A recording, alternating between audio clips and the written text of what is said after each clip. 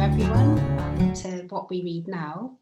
And thank you for coming along. I'm so excited to bring together these three brilliant, distinctive poets. And they're all so striking and different in their own ways, but I think there's some really interesting connections between their work. And I think we're in for a real treat tonight. So brilliant that they've come. Thank you, guys. So the format is that each poet will read for around 15 minutes. And then at the end, we'll have time for a question and answer and a discussion. So we would love it if you put your comments or questions for the poets in the chat. And I think they'd love to answer your questions and hear your thoughts. So please do that. And also there should be time for quite a nice audience discussion at the end. So including the questions and answers.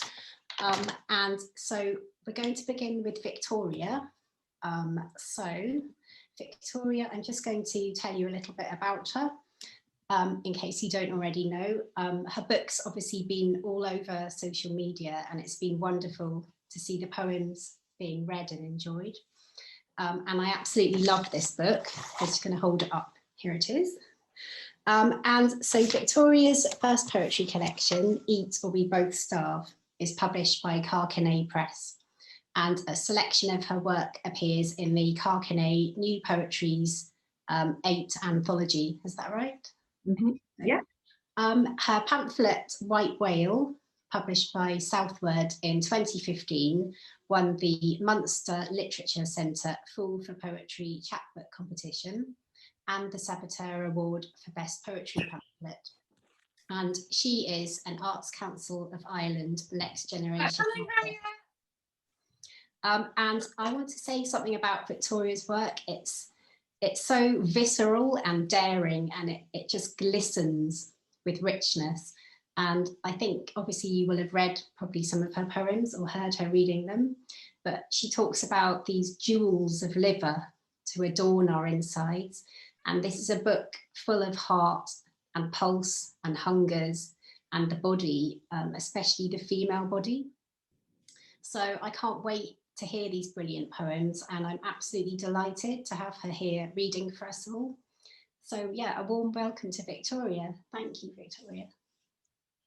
Sarah, thank you so much. That was so lovely, and it just very moving actually, because we go way back. And gosh, I was such a baby poet when we first met, and in all of your talent and your brilliance, and I still very much am, and I can't wait for Bloom.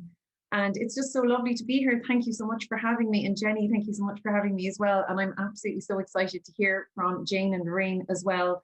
And just really excited about the theme of my people, which I took very, very seriously when I was planning this reading. And really thinking about, what does my people mean to me when I was first approached about the reading, and looking at my poems from a different viewpoint, and looking at, how people populate the poems and what they might mean to me.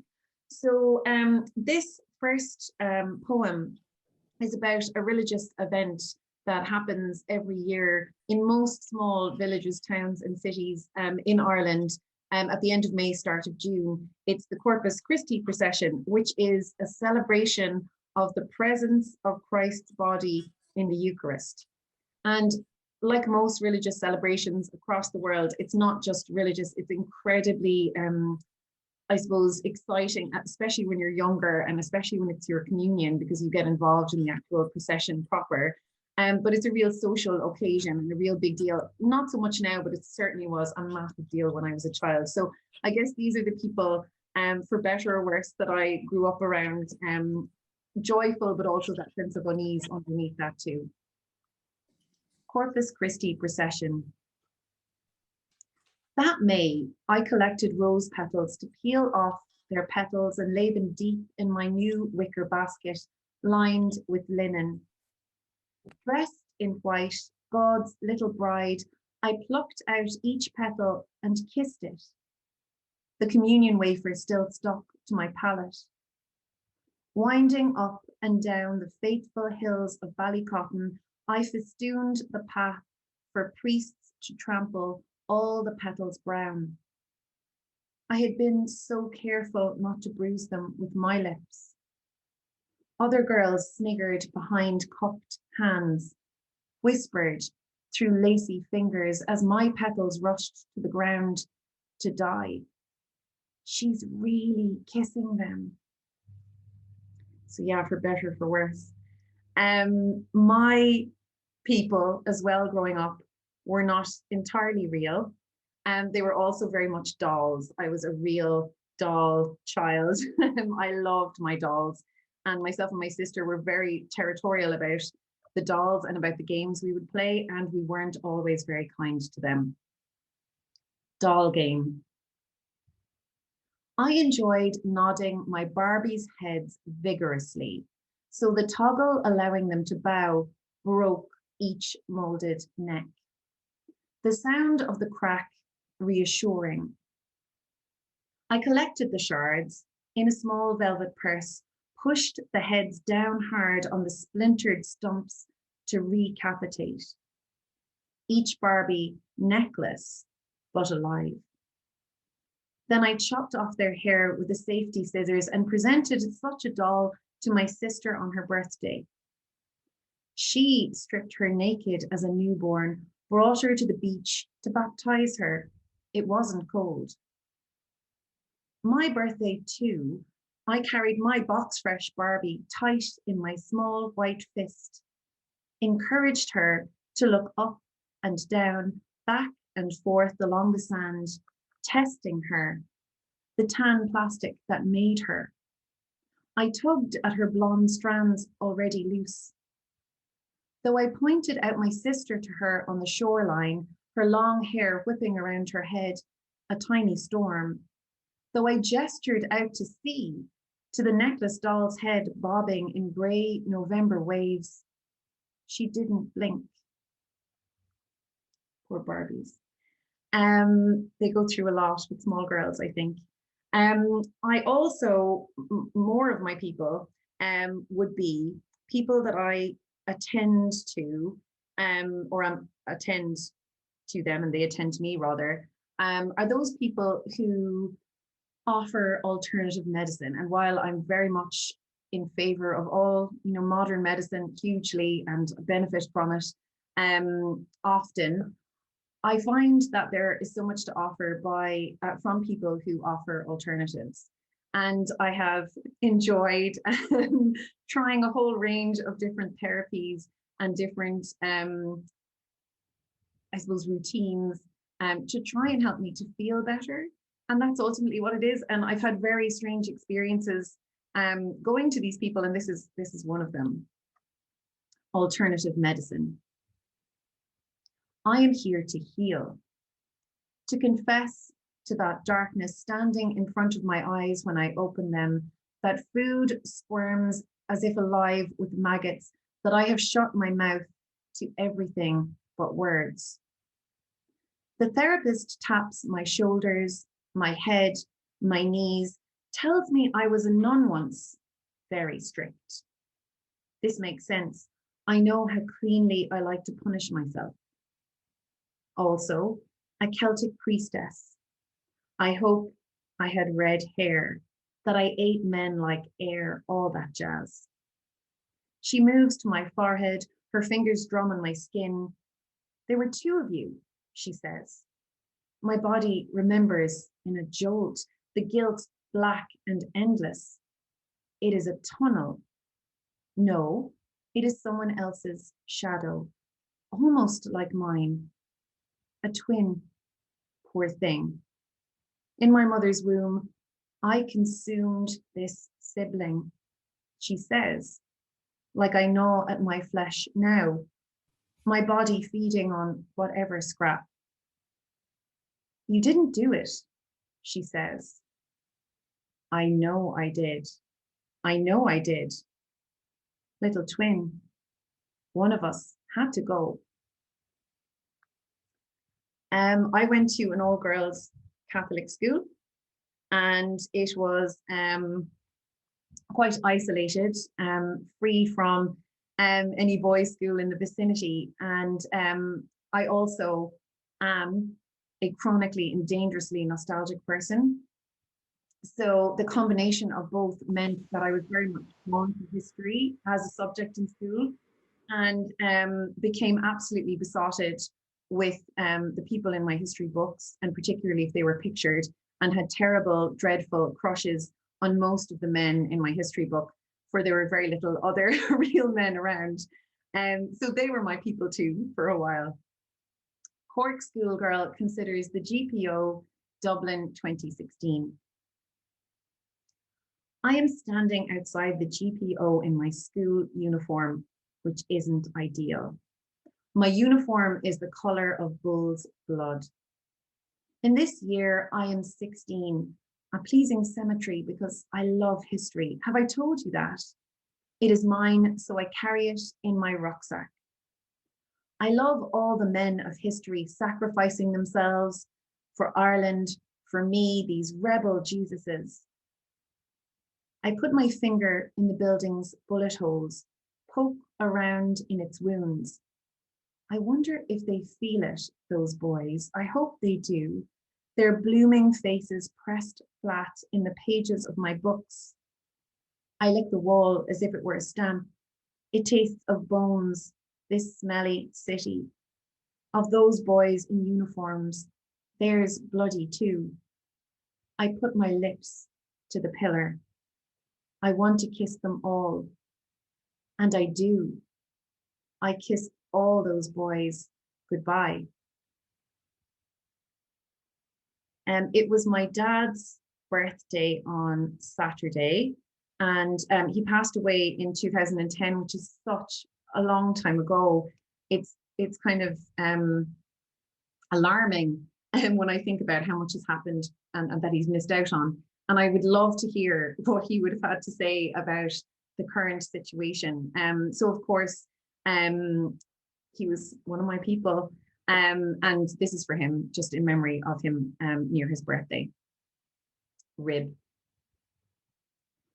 I have visited your grave many times, expecting to find you, tending your plot, maybe with a shovel or a strimmer, turning your handsomely lined face towards the sun. In Kilmahan Cemetery, wild garlic excretes a heavy smell. White bonnets bob at your wooden cross, embarrassed to show their faces' roots grown so deep. Reflected in the bronze plaque, my borrowed face, my something blue. Your name, that date, engraved above pebbles, surfaced shyly in the wake. I see through soil and rotting wood to what remains of you. With bare hands, I'll dig, scavenge your grave goods, count, collect, wash your bones, knit them together. Taste dirt under my fingernails, earth that reeks of Ramsons. The hole empty, swallowed, to fill with rainwater and white feathers. Wild garlic lingers, a confusion of sense and sense. You pull your weeds in your element. Heaviness tugs at me, you do too. A corset I wear made of your ribs, my rib that made you. And I'm just going to read two more. And this next one is about the people we make, the people that we choose. And this is for my ultimate person, my husband, David, who is the most patient man in Ireland and possibly Europe. Family planning. You were tugging at my skirt, aged 2, wanting a toy, a spoon from the drawer. You are a few months old, just able to hold your big old baby head up on that teensy neck. It is your birthday. I am sweating and empty. You are greasy white with vernix, rising and falling with my breath. I survived, and you did too, and your father is crying. We are a little family, neat as a pin. Except you are still waiting, Portia or Lucia or May in parts. I carry a tiny piece I secrete so secretly every month. You grow impatient when water turns that warm and brilliant shade. It is alive while you are not. Daughter-to-be, if you could form your hands into little fists, you would bang on my womb, that carpet-lined waiting room, but your father has your fingers, and I have wrapped your nails up so you can't rip me to ribbons. We keep you apart, even as we come together, but I hear him whisper your name, soft as blame, in his sleep. I find that a very strange poem to read now, because I do have a daughter, and it's like I knew then she was ready to make her appearance in the world, and my goodness, she made quite an appearance. So this is my last poem, and thank you so much for listening and for coming this evening, and thank you again to Jenny and to Sarah for this wonderful, lovely opportunity on a Monday evening. What better than to share poems and hear poems with wonderful people. And as I said, I'm really looking forward to Jane and to Lorraine's reading too. And this poem is for my people who are the readers and writers of poetry, and how wonderful that we can still come together on Zoom and celebrate and chat about what we love most. And I wish that we could all, I was just saying to the ladies earlier, how it would be just so wonderful to all go out after this and have a nice glass of wine and a chat. So hopefully soon we'll get to do that. You're kind of further along the line than us here in Ireland. We're very jealous, extremely jealous. Hunger strikes Victoria Kennefick. She punches her stomach loose, blind naked like a baby mole. In the shower, she cannot wash herself clean the way she'd like, rid herself of useless molecules. Would that she could strip her bones, be something neat, complete, useful. To eat or not to eat, switch table sides, stuff cheese sandwiches and chocolate blocks into a wide, moist orifice, or alternatively, zip that mouth closed like a jacket, a body already contained within. It doesn't need to feed. But I have set a table for us all a feast. On a vast, smooth cloth already soiled, let's take a seat. Eat our fill. You know you want to. Dig in. Thank you so much. Thank you so much, Victoria. Could everyone, if they'd like to, unmute themselves and give Victoria a big clap for that absolutely gorgeous reading? That's so lovely. That's my first applause. Thank you. That's really emotional. You're all beautiful. Thank you so much. That was absolutely gorgeous. So powerful and so sensual and so unafraid somehow. And I love the way you just address things and you come right up close to them, you know, areas I don't know that people might be not necessarily traditionally writing about, like when you're writing about your daughters to be, for example. Yeah, so really, really incredible to hear those poems, especially having read them, and then to hear you read them. You read them in such a kind of intimate and powerful way. So thank you so much, Victoria. That was absolutely wonderful. And I think you'll see in the comments, there's a lot of praise there. There's also a link to where you can buy Victoria's new collection here. And as I said, it almost feels like this book has a pulse. It's alive, full of kind of visceral, emotional richness. So thank you. So I'm really, really proud to introduce our next reader, who is Jane Commane. And Jane was born in Coventry, and she lives and works in Warwickshire. And her first full-length collection, Assembly Lines, which I have here, was published by Buddocks Books. She was poet in residence at the Bronte Parsonage in Haworth, and she is also, of course, publisher and editor at Nine Arches Press, and co-editor of Under the Radar magazine, and co-author with Jo Bell of How to Be a Poet, a creative writing handbook and blog series. And I just wanted to say, this wonderful book, Assembly Lines, it's just full, for me, of the kind of strange magic found in our post-industrial heartlands, and it's fierce and it's political. And as I was reading it, I felt like Jane was, in a way, a poet of landscape, and there's all these shifting layers of history pressed into the voice of a place and all its ambiguities and all its secrets. And I feel like she really captures and honours the spirit of a place in a way that I haven't come across before in poetry. And it's both kind of elegiac and celebratory and also deeply humane. So a warm welcome to Jane. And yeah, we're very pleased to have you. Hello, Jane.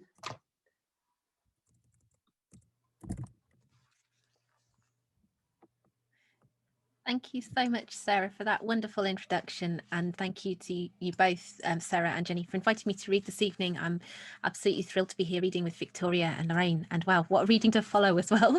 Thank you, Victoria. That was wonderful. As Sarah says, the landscape plays a big part in my poetry. And certainly the Midlands almost becomes a character in its own way. I wanted to write about the Midlands because I felt that to me, my relationship with place is so deeply ingrained with family and with the jobs that my family did, that my family still do in some cases. So my dad worked in the car factories and various industrial places in Coventry over many years, as did both sets of grandparents, including my grandma's as well, who variously worked in several of Coventry's different factories, making cars in some cases, but also making radios, making chemicals, all different kinds of things.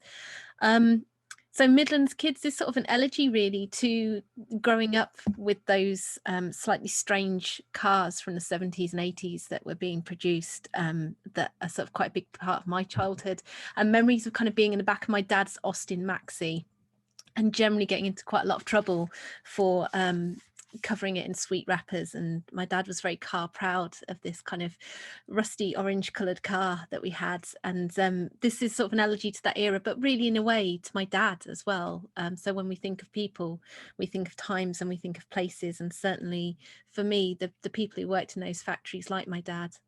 So this is called Midlands Kids. We were raised in cars, grew up on the back seats of the long gone marks of British manufacturing, Morris's, Austins and Talbots, slightly crap, even new, third or fourth hand, pockmarked, and in summer distinguished by a waft of hot leatherette, the oil-black tang of 4-star fumes, and the frothing of a rust-red head gasket that had sent the radiator broiling over. Those people we once thought to be then, misplaced down the gap in the back seat that so ingeniously folded forward, or left tucked like secrets in the chrome pop-out passenger ashtray. Just as each promised holiday and magical mystery tour silvered in the wing mirrors momentarily, before vanishing far out on the hot horizon, like the car plants, the company overalls, the jobs for life, the legendary square steering wheel of a paint shop fresh Allegro. My next poem sort of stays with the Midlands for a moment more. It's called Coventry Is, and I wanted to read this one because I think that Coventry, the city, its people mean a great deal to me. It's the city I was born in. I've been relatively close to it for most of my life, living just down the road and being in Warwickshire, and studied there. And there are various things about Coventry that I feel a very deep connection to, not least the fact that it always seems to be sort of like the Cinderella of cities. You know, it never quite has its moment. Even gets City of Culture and there's a global pandemic, it just doesn't seem fair. So the wonderful city of Coventry, always kind of by comparison to Birmingham, its big sister, always in comparison to other cities and never quite having its moment. So this Coventry poem is for that city, for my city. Coventry is always the bridesmaid and never the bride, is somewhere to be sent, where you come to find your train of thoughts and miss the last train home, where things come to an end, where the opening paragraph is rewritten, then bodged, then lost, where hope is exchanged for something a little less brash, like maybe or perhaps. An ugly, beautiful place that seeks someone to love it back, misses the letters you used to write home and wishes you would call, preferring not to talk tonight of the masses buried at London Road, the dead car plant, the assembly lines, rarely loved and much maligned. Occasionally extramarital, a clandestine affair, too old and worn out for that kind of funny business. Disgusted, outraged at suggestion, and only needs a good architect to get rid of the dark roots. Wants you to know she didn't always look this way. Is going to raise a little soul and get herself back on that bloody horse. So sort of mixing Godiva a little bit in there with the car plants, with the London Road Cemetery. And also what a lovely connection. Victoria is from Cork, I believe. And Cork is a twin city. Coventry has more twin cities than any other country in the world. It has, I think, close to 27. They started twinning with Volgograds actually during the Second World War and kind of carried on a bit of a role. I think they've actually got a new twin city somewhere as well. So Coventry's quite serious about the whole twinning thing. I'll read a couple of new poems as well, because I've also been writing and I realised that some of the new poems I'm writing touch on a couple of things about people that really fascinate me. They touch on class. I'm really fascinated by the way in which we move or become stranded or stuck or are sort of navigating class all the time in British society constantly. And it was sort of a realization when I started writing poetry that started to look at some of the experiences that I've had, and sort of looking at those through a lens of class has been very interesting. So I'm going to read some poems on that theme, and I'm also going to read some poems also about women, and which also, sorry, I'm just going to move my Zoom screen, sort of on a slightly more personal note as well. The first poem I'd like to read from that is called The 9 Times That Women Did Something of Note. And I wanted to think about all the women who'd done interesting revolutionary things throughout time, and our foremothers, our sort of connection to those women. The 9 times that women did something of note. 1, when she bit through the pith and chose knowledge over hero worship. 2, that time it was nothing to do with her body or anything her body had done or could be blamed for. 3, when she took all of the ofs, mother of and daughter of and wife of, and carried them in a knotted Hessian sack to the top of the hill and opened the sack's limp mouth and let them all fly free. When her name was written out and written off, so she dipped a finger in the calendared blood and wrote the X of her name on their doors. 5, when she wore her chatelaine girdle hanger hung with the key latch lifter, shears and drop spindle. Hers is the property. She will cut the hair, sharpen the knives, light the fires.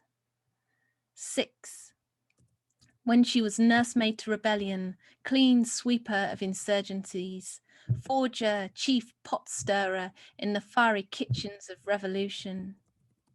7, when she rode in breastplate and chainmail, when she rode in naked, when she rode in utero inside a great wooden horse, when she shouldered the rifle to protect her sisters and sent the soldiers fleeing like hounds into the woods. 8, the time she concealed about her person a pen and paper, a pocket full of isotopes, a pirate galleon, a strange electronic noise, a previously undiscovered galaxy of stars. 9, every time she found that pleasure all of her own and saw a brand new colour on the reverse movie screen of her shut eyelids.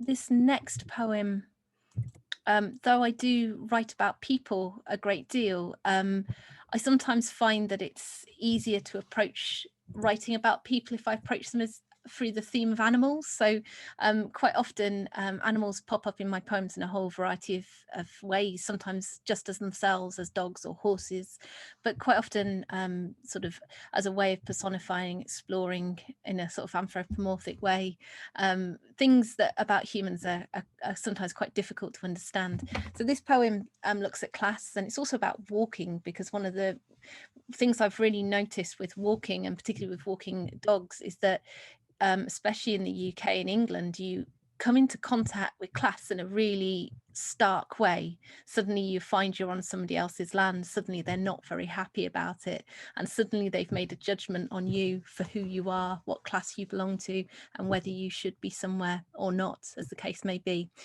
So in this poem I wanted to sort of explore that, and I found myself falling into the persona of a dog slightly as I wrote it, so this poem came out in its own sort of slightly peculiar way. The Ballad of the Bad Dog.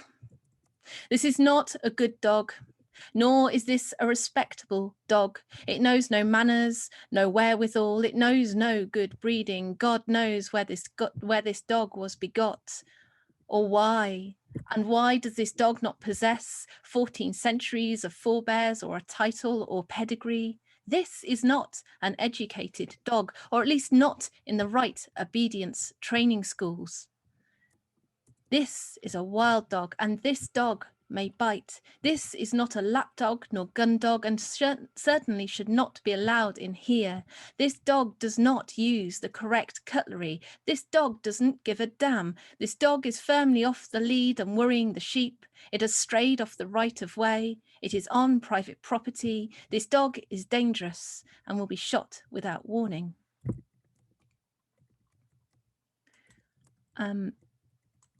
I've got two poems, also new ones, and then I'll return to a final short one from Assembly Lines. This first one is called The Brother. The brother is a smudge of memory, just perceived at the margin of sight. Slight teenage frame, the flame head of hair, colour of eye retrieved from hard deletion, not quite mine to claim, familiar. Yet remains shadowkin beneath veneer, that accent set of jaw in plain portrait, behind the whitish skim, Reformation lime wash your angles drawn. A weight keeps the door ajar to sun, breath, but returning seasons return to no one. Oh, apostle of leaving and of having left, you, the place at the table, you guest long gone, you outline erased in white pigment lead, you vanished mid-sentence, a prayer unsaid. This poem, the next one, again touches on people, and as the previous poem did, on vanishing and absence as much as presence. And it also hopefully is a bit of a Madeline moment in terms of the Terry's chocolate orange, so I do apologise if I accidentally boost sales of said chocolate in reading this poem. Terry's chocolate orange. How with a tap you make the sediments part and peel the foil to that snap of citrus oil and milk sugar sweetness. How I have the trick but never quite have the knack. How the years have passed and I'm not sure now of what is said, of what is true. How it's all I really remember, view of that day, which might have been an Easter, or might have been a birthday, or a truce, and me just very small, and my legs dangling and not quite touching the floor at a pine table in a Coventry kitchen, and you, tall, shaven-headed, wisp of a face that I can't quite trace, palming this little globe of pleasure. And how, with a knuckles rap and a tap on the counter edge, it parts with its secrets, just like that. The final poem I'm going to read this evening is from Assembly Lines. Thank you, Sarah, for mentioning the book. And it's towards the end of the book. It was one of the poems that I sort of wrote in the sort of final stages of finishing this collection, and it sort of felt like it brought a lot of the strands together of what I was trying to say about Midlands and place and people, and why it sort of mattered to me to put it into words. It's called Homing. It is slow and calcifying as Midlands tap water. You don't notice it until one day you realise you don't belong in these manicured places, belonging to a wilder chorus that cannot be found here, in a choice between demitasse spoons or matching stationery, sugared whispers where the fault lines of class are never far from the surface of conversation, though it will ache to know this. Odd then, this squareness of feeling, this round wholeness of being apart, homesick for a place where there are no manners to feign. Go and trust the streets to carry you solo, to where the terraces loop with love's familiar brogue, where a lone bird sings to catch a reel of itself echoing. Thank you. Thank you so much, Jane. Would everyone like to unmute themselves and give Jane a nice loud clap?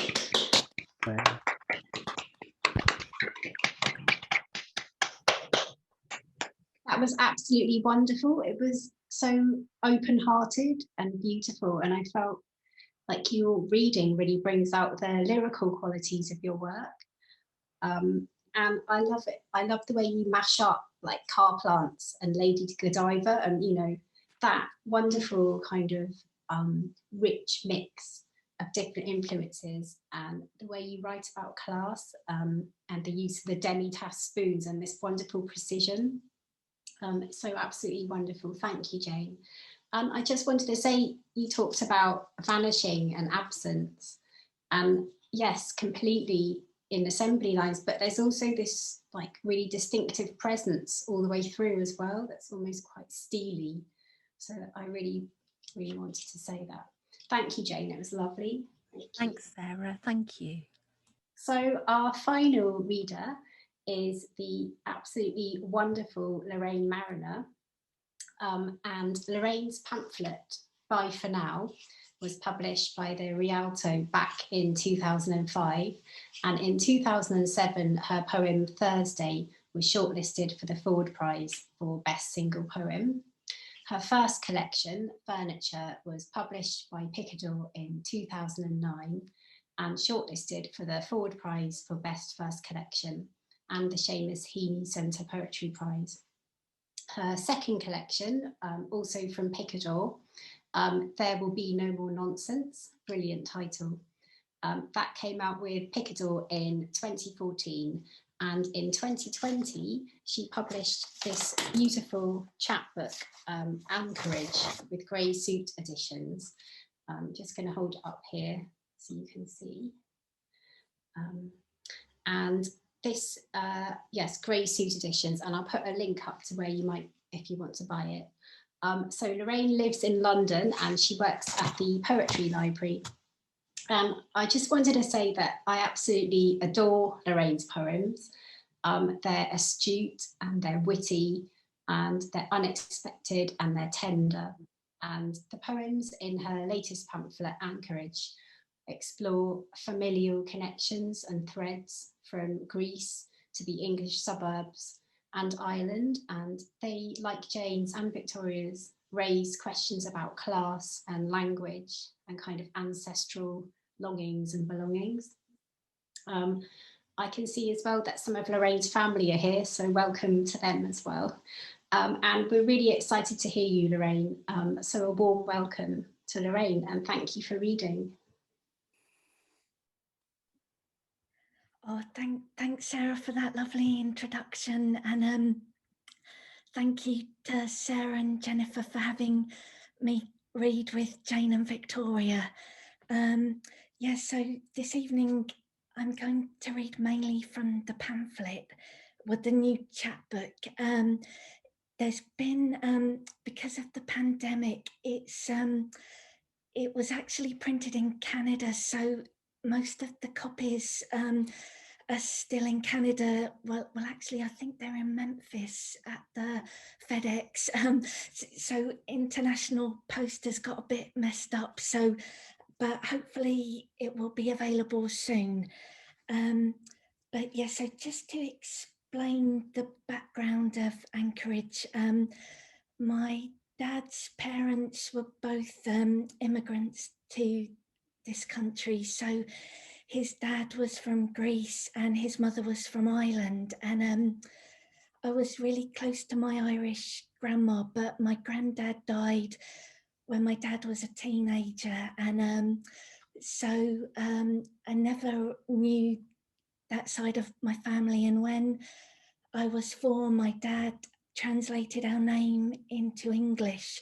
So I got quite cut off from sort of being Greek, partly Greek, but my sister Lydia married someone from Greece in recent years, so it kind of reconnected me to that, and I got thinking about it. So, and then when Brexit happened, so that's sort of what I've been exploring in my poetry the last few years, and that's what's in the pamphlet. So I'm going to start with a poem called The Quintessential English Family at Sunday Lunch, which is the longest poem I've ever written. But that's probably not that long. I don't normally write very long poems, but this is The Quintessential English Family at Sunday Lunch, and it's about my Greek name. My true name is locked in a silver metal box of important family documents. To know that I am the grandchild of immigrants, a key must be turned. Father, the way you celebrated our new name, the monogrammed cutlery, the coat of arms on a wall-mounted plaque, did not sit easily with your children as we got older. Along with the old charm oak dining table and constable placemats, I see now that you were dressing a set. Father, I know that telephones were put down on you when you inquired after jobs, that you and your brother had to adopt English surnames to get a foot in the door. But I started work in a time of test cases and employment law. At a great London institution, I had to show my birth certificate to an HR assistant from your father's country, and I was ashamed, though she liked the translation you had chosen. Sometimes I meet people whose name is my pretend name, and I hate having to explain that I am no relation, or to an Ipswich supporter that I am not the daughter of the footballer, or to that Mozart fan that I had no connection to the conductor. But what is worse is knowing that my true relations will ever be able to find me. My sister has fallen in love with a man who has given her back her heritage. She will take his name. I hold on to her wedding vow and go along for the ride. Father, it was a week after what would have been your 70th birthday. They named it Brexit as if they were launching a chocolate bar. For the first time, I did not regret my false name. Your deed poll felt like protection. My true name is locked in a silver metal box in my parents' house, in a suburb that voted leave, that might as well be the bottom of the ocean. My father understood its treasure would never be wanted there. My sister is getting used to people misspelling Sophia, her daughter's name, PH instead of an F. I build a tower of rainbow-coloured stacking cups for my niece to live in, but she thinks she will never have need of it, knocks it down and laughs. Once I had a name and it was difficult for other people to spell and almost impossible for them to say. My grandmother, who married the name, taught me how to spell it. And when people did try and say it, what they said was foreigner. So my father hid our name and found us an acceptable one. My oldest friend remembers the name I had until I was 4, and she asks me to say it for her. And we marvel at its combination of letters, which means it can withstand temperatures unknown on this island. And if it's pronounced properly, it sounds like a wave of warm sea coming in, going out.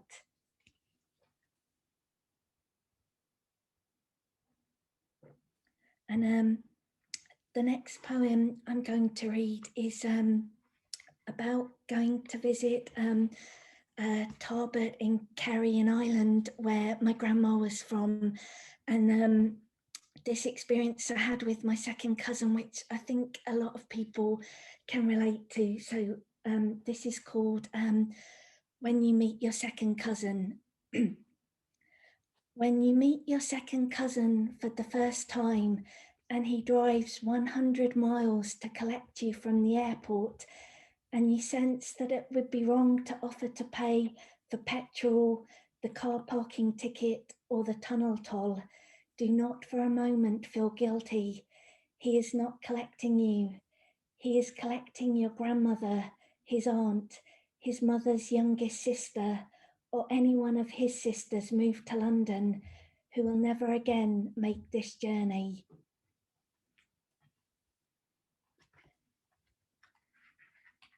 And this next poem's about my first trip to Camay on Evia in Greece, where my grandfather was from.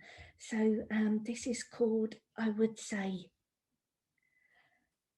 I would say, does this not explain my love of prawns?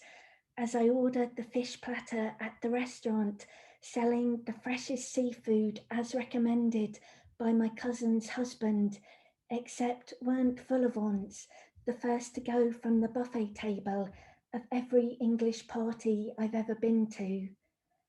And I would say, as my uncle points out the shell of a warehouse across the road, which flooded, destroying all the goods my great-grandfather had stored there, ruining his business. Well, obviously, that explains my fear of losing everything, of it all going belly up instantaneously. But isn't that the universal fear? My father, who could barely swim, loved to float on his back, his belly protruding proudly from the ocean towards the empty sky. And I think he would appreciate the Greek habit of simply standing in your sun hat up to your neck in water. And I would say, clearly the view from the church where my grandfather was baptized explains my love of a tree-lined mountain above a bay of turquoise sea. But doesn't everybody love a coastline viewed from altitude? And surely the most urban heart can appreciate the symmetry of the cypress tree. However, the precarious family homes that you reach at an angle of 90 degrees that get snowed in some winters, I think they might explain why my siblings and I believe in our legs as the finest form of transportation. I will grant myself that as inherited. I would say certainly this place is imprinted in my bones, but if it wasn't for this blue and white paper tablecloth depicting a map of the island laid on for the holidaymakers, I couldn't pinpoint where I was, and I'm as incongruous as this orange metallic jug sparking sunlight, and right now the Greek word for water escapes me.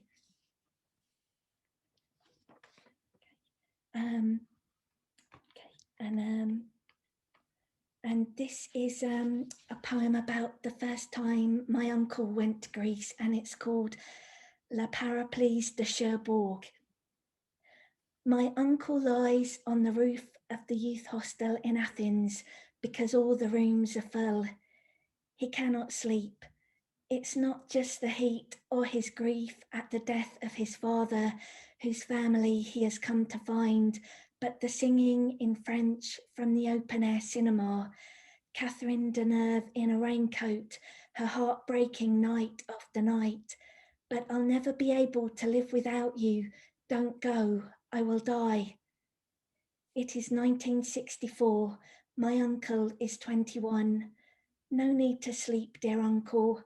Hum along, count the stars. There is separation and rain and a remembrance. I open it again like an umbrella.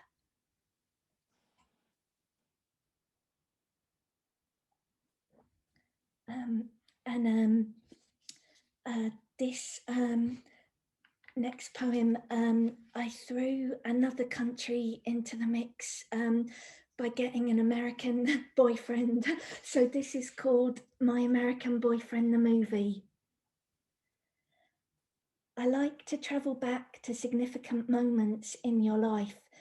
The first dance at your wedding, though I daren't turn the sound on and hear what music is playing, I'm pretty certain it will be a Springsteen song. The birth of your eldest daughter, You euphoric at the hospital calling your parents. But hang on, isn't that me exhausted holding the baby in place of your wife? Scrap that. Let's go to the scene where your software company takes off. I can appear as your dependable programmer coding late into the night. No, I think I'll be a sexy new corporate client putting you through hoops for my business. I go back to your high school prom. It's 1976. I'm 2 years old, toddling along the locker-lined corridor. Cut.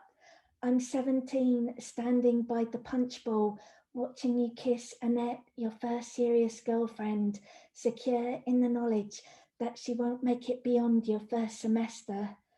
Or shall I be 17 days shy of 44, pulling up alongside you in the parking lot as you walk Annette to your father's Morris Minor, an Englishwoman new in town, winding down my window to ask for directions, desperate to hear you call me sweetheart, as only you can.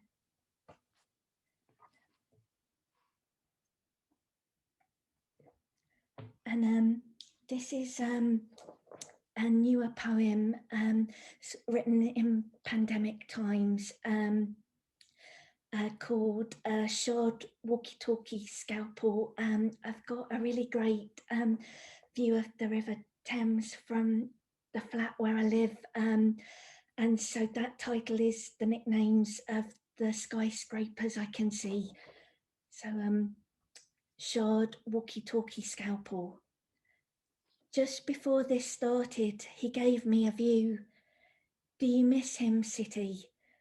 Flights were grounded and he couldn't reach me, caught between his old life and the new. Was it greed or fear that made us call two countries home? At night, without his arms to hold me, I go to sleep with the blinds open, but I am not alone. My phone could flash at any moment. The skyline is made up of smartphones.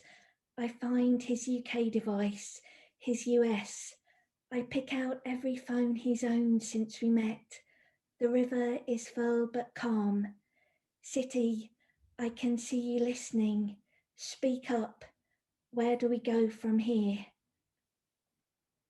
And I'm going to finish with a short poem written for my half English, half Greek niece, Sophia. So this is Little Anchor. For Sophia at 2 weeks. Tattooed to our sister, little anchor holding us steady, setting us to work bailing out any qualms we have about the leaky vessel of family. Even your uncle, skeptical pirate, strokes your cheek and swears allegiance. Thanks. Thank you so much, Lorraine. If everyone would like to unmute and clap, that would be wonderful.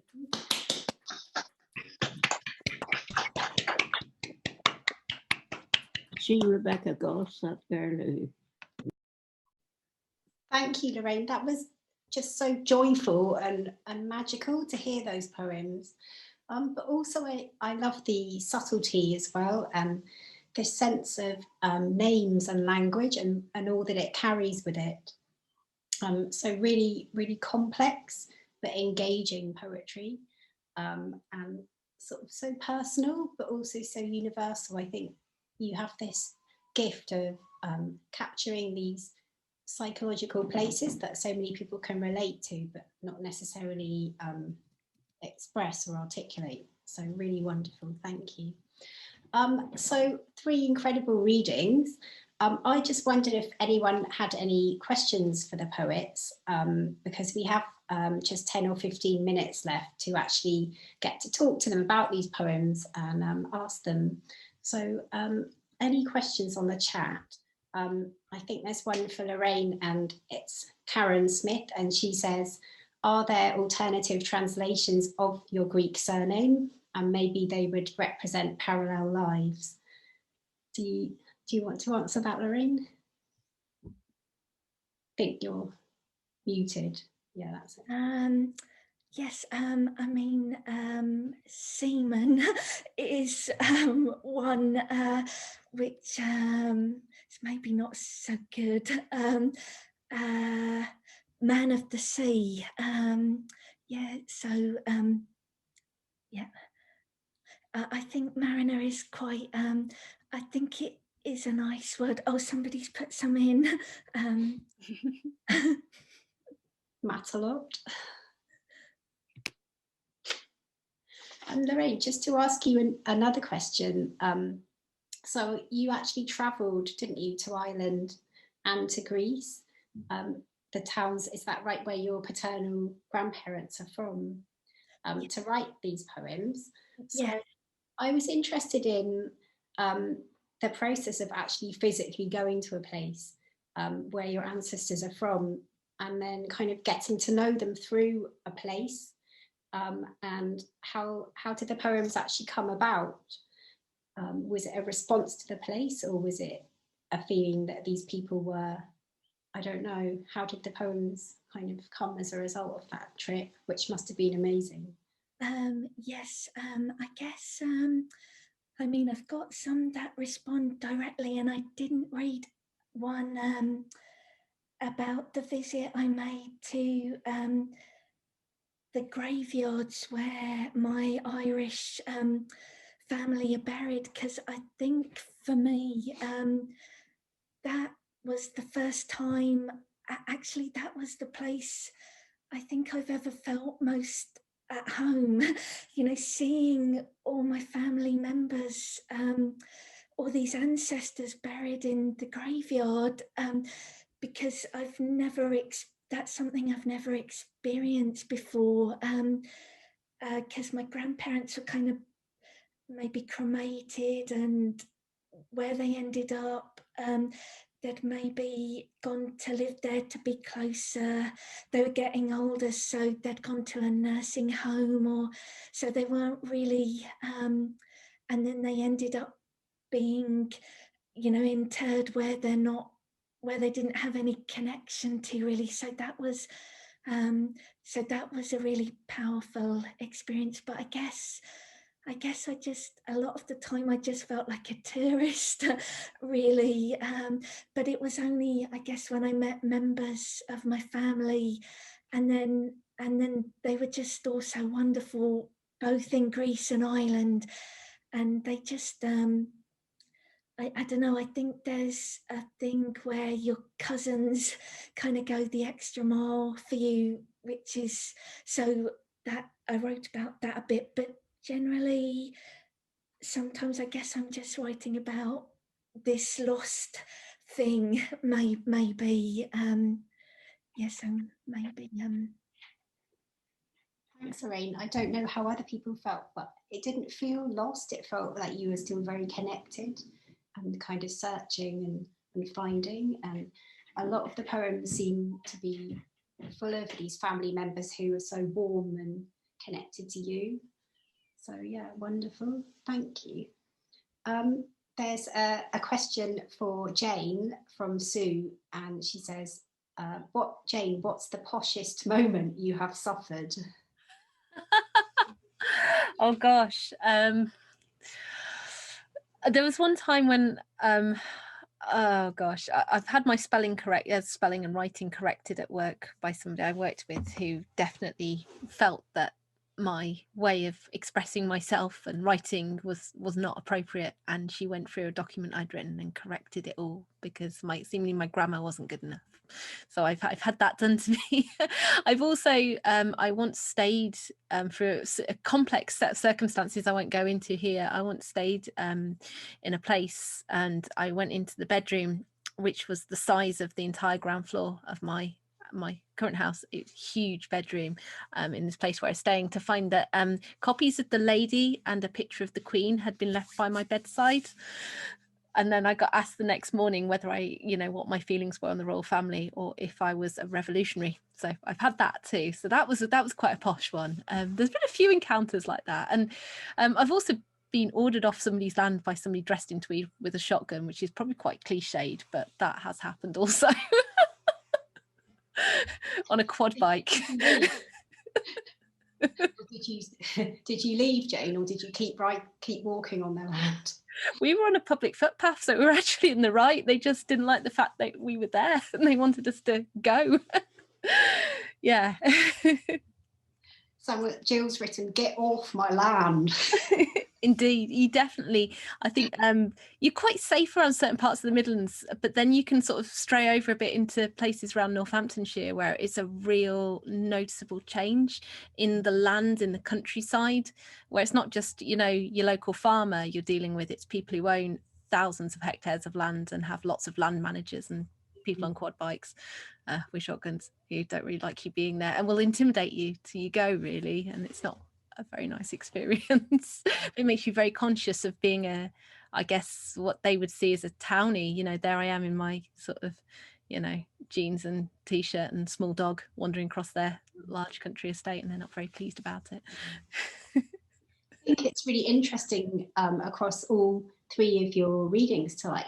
There's this idea of where a person belongs, and the sense of, I think somebody said the sense of history, and familial histories, and how that roots a person to a place, and this idea that of belonging, whether it's imposed on somebody or whether it's something kind of inherent in where we're from.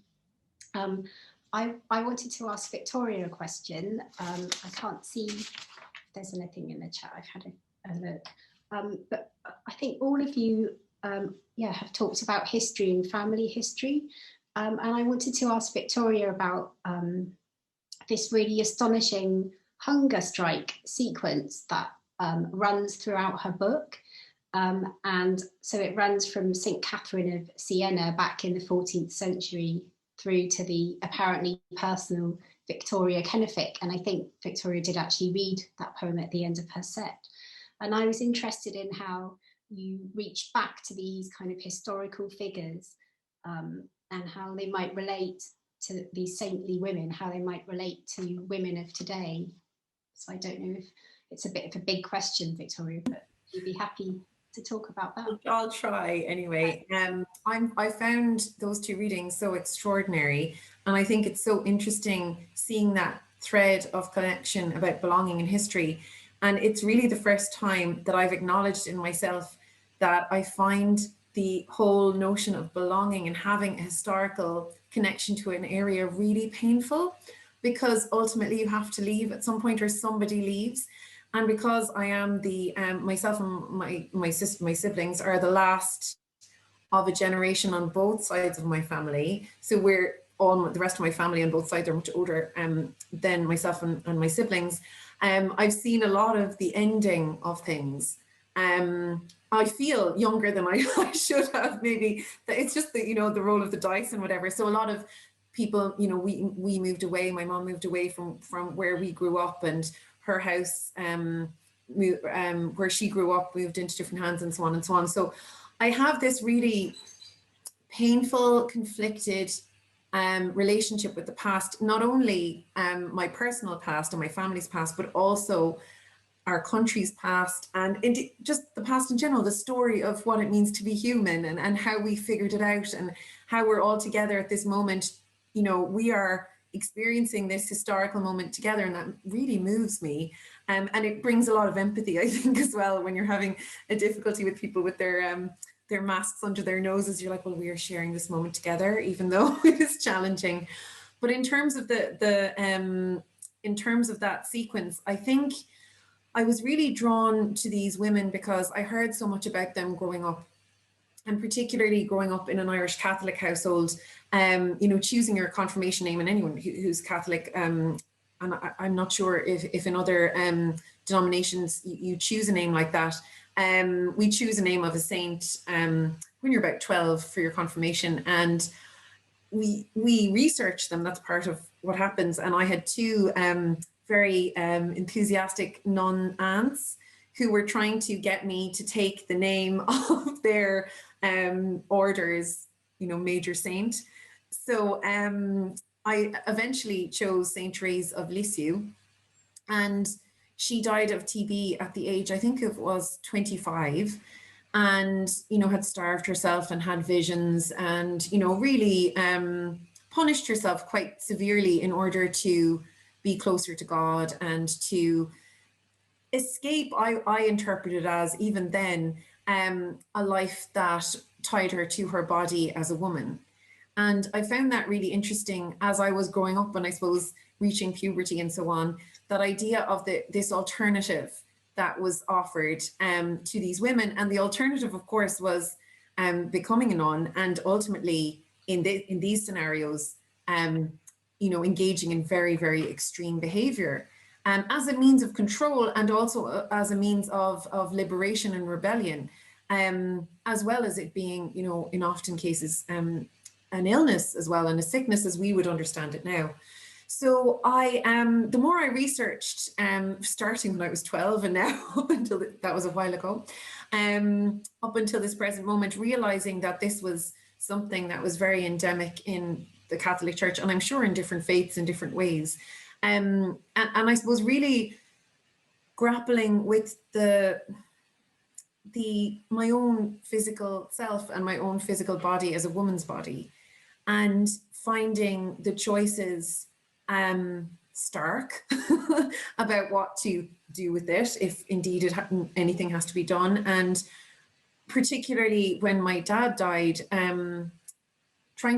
struggling to control my body and looking at how people in the past did this to deal with their own grief and their own, with misogyny, with violence in general, and trying to, I suppose, have some agency. So I feel very sorry for those women, but also incredibly in awe of them for choosing such a very dramatic alternative path. But then there were so many, it offered so much too.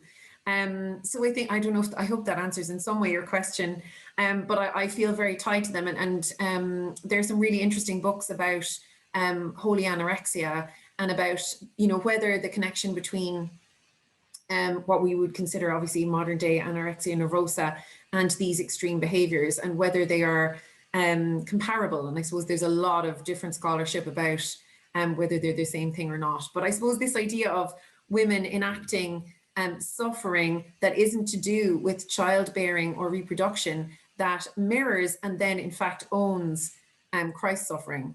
I just thought that was a really powerful thing to explore.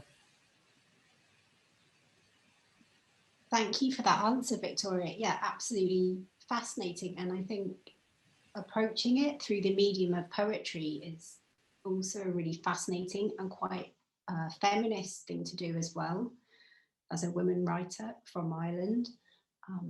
And yeah, really, really wonderful to hear you talking about that. There's a few comments here. Jenny says, do you all think that being women poets, it's important to write about being a woman or to address certain stereotypes?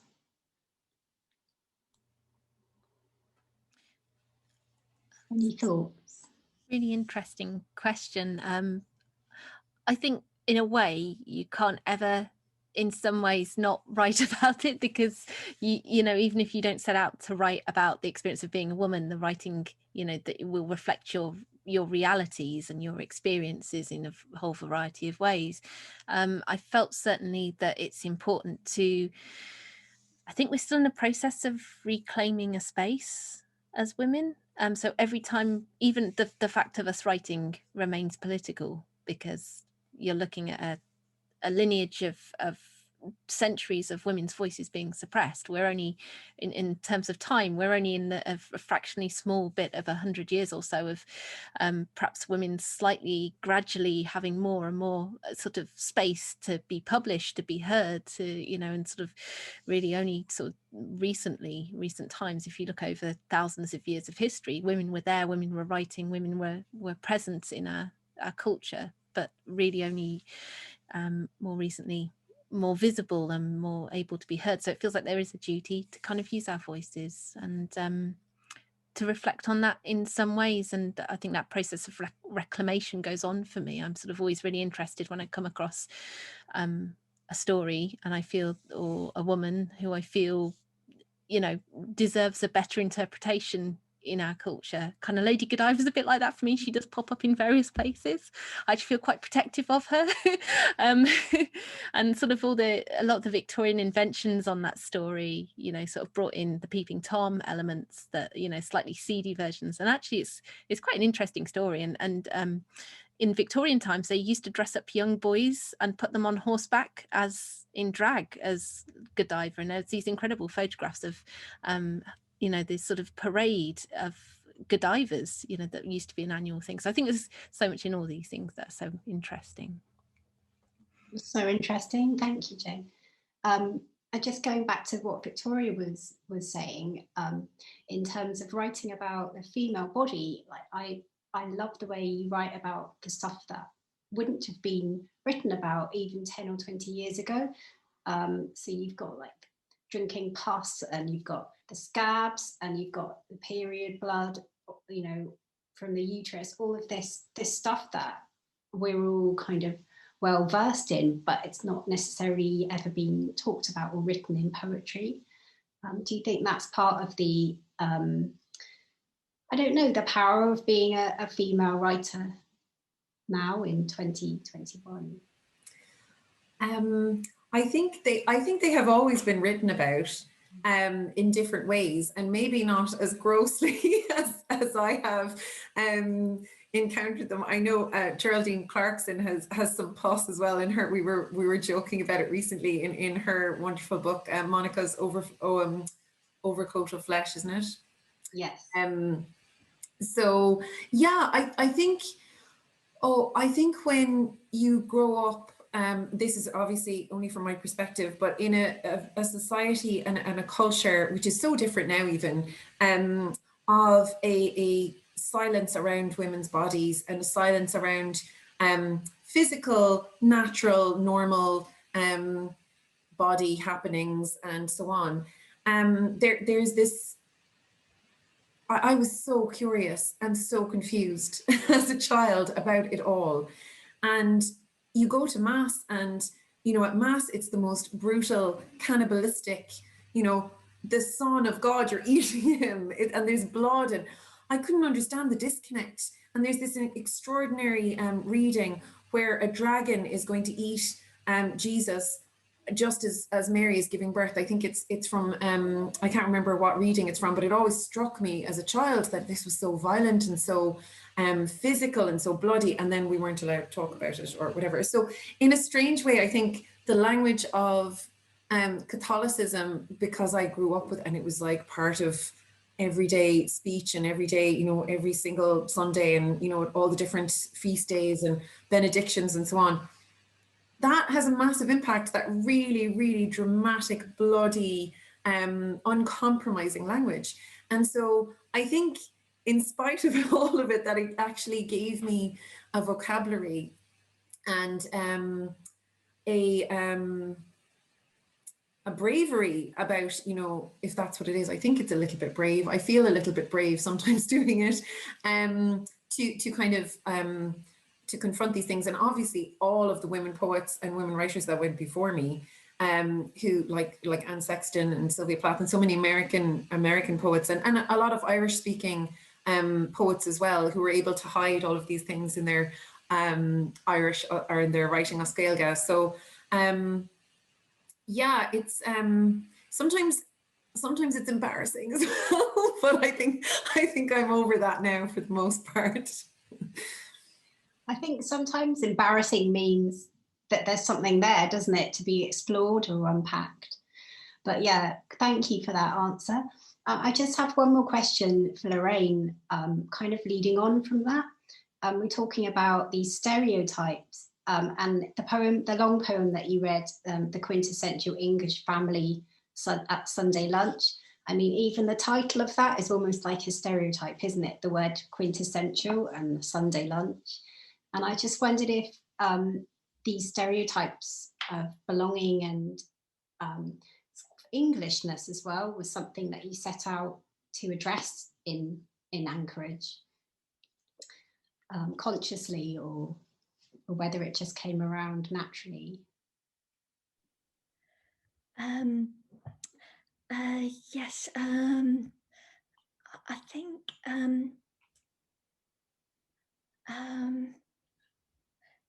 I guess, I mean, one thing that struck me, I think on the back of furniture, you know, it says something about me being an English. It makes point of saying I'm an English voice, which I definitely am. But I guess, and especially with my mum and dad, because they both grew up in central London and moved out to Upminster in Essex. And I do remember my mum sort of saying, oh, we're not from round here, just because I think coming from growing up in central London and then maybe moving to the suburbs, I don't know, so growing up, I think I thought as well, oh, I'm not from round here, but now I realise I am from round there. So I think maybe I wanted to address that you can think something about someone, but actually many other things are true as well. So you could think someone's very English, but it doesn't take much, and they've got, you know, my family from all over the world, possibly. So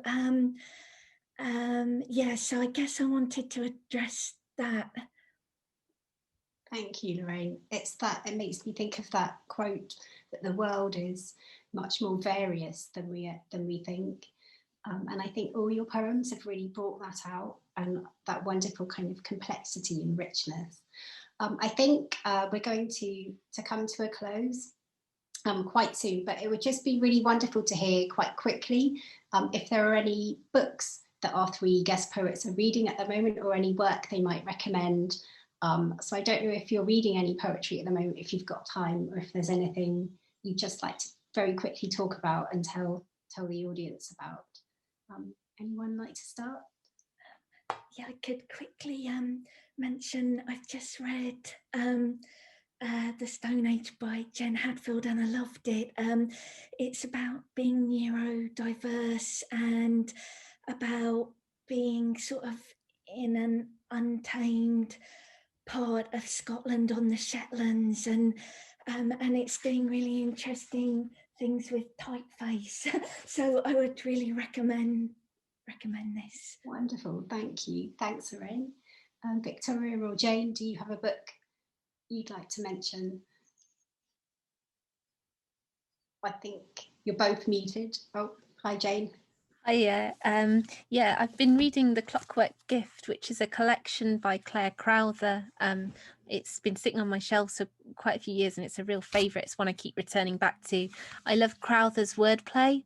She's just such an adventurous, wonderful, imaginative poet, and there's quite often this thread of something very much more serious, very much more political often, and very much, you know, sort of, again, concerned with some things we've been talking about tonight in terms of women and women's stories, but such a fantastic writer. And I think Claire is, you know, sort of 3 or 4 collections from Shearsman. I think this is possibly my favourite one, though. She's a fantastic writer. Wonderful. Thank you, Jane. Thank you. I've just written her name down. And Victoria, do you have anyone? Well, obviously, I'm massively looking forward to Bloom arriving any day now in the post. Hopefully, I can't wait for that. I got sent selected poems, or is it collected poems by Wanda Coleman, edited by Terence Hayes recently, and it is just extraordinary. I don't have it to hand, unfortunately, but I'm a huge fan of Wanda Coleman, but I'd read her poems separately, and I'd never kind of experienced the intensity and the exciting vibrancy of all of her work together. So it's a really, I love American poetry, and I'm a huge fan of Terence Hayes as well. So it's a really brilliant introduction as well. So I definitely recommend that. Brilliant, thank you.